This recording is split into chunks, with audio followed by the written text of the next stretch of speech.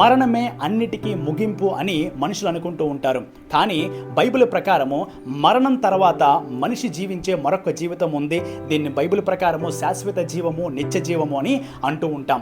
అంటే ఈ అన్యాయస్తుడైన గృహ నిర్వాహకుడు తన ఉద్యోగం పోతుందనేటువంటి చివరి దశలో కొన్ని ప్లానింగ్స్ వేసుకుని ఏ విధంగా తర్వాత జీవించే జీవితం విషయంలో తన సక్సెస్ అయ్యాడో, అదే విధంగా మనిషి తన యొక్క దేహాన్ని విడవక మునిపే, ఈ భూమిని విడవక మునిపే, చనిపోక మునిపే తర్వాత తాను జీవించేటువంటి నిత్య జీవం కోసము, శాశ్వత జీవం కోసము మనిషి బ్రతికి ఉండగానే కొన్ని ప్రణాళికలు వేసుకోవాలి. ఎందుకంటే ఇక్కడ మనం జీవించేటువంటి జీవితము తర్వాత మనం జీవించేటువంటి జీవితానికి ఎఫెక్ట్ ఇస్తూ ఉంటుంది, ప్రభావితం అది చూపిస్తూ ఉంటుంది. కాబట్టి మనం బ్రతికి ఉండగానే యొక్క వాక్యం ప్రకారము యేసుక్రీస్తుని మన సొంత రక్షకుడుగా, ప్రభువుగా అంగీకరించినట్లయితే మనము దేవుడి సన్నిధిలో నిత్యము సంతోషంగా జీవిస్తూ ఉంటాము.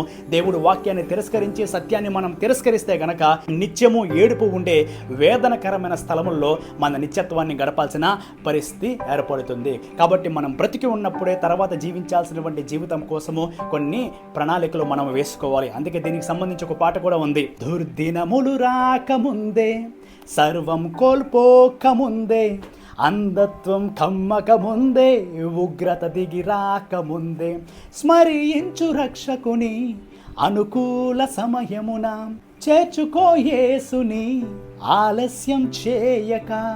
కాబట్టి అలాంటి దుర్దినములు రాకమునిపే, సర్వం కోల్పోకమునిపే, మనం బ్రతికి ఉన్నప్పుడే మన సృష్టికర్తను గురించి స్మరణకు మనం తెచ్చుకుని ఆయన సత్యమునకు విధేయత చూపించి మన నిత్యత్వాన్ని ఆయన సన్నిధిలో నిత్య సంతోషంతో మనము గడుపుదుముగాక.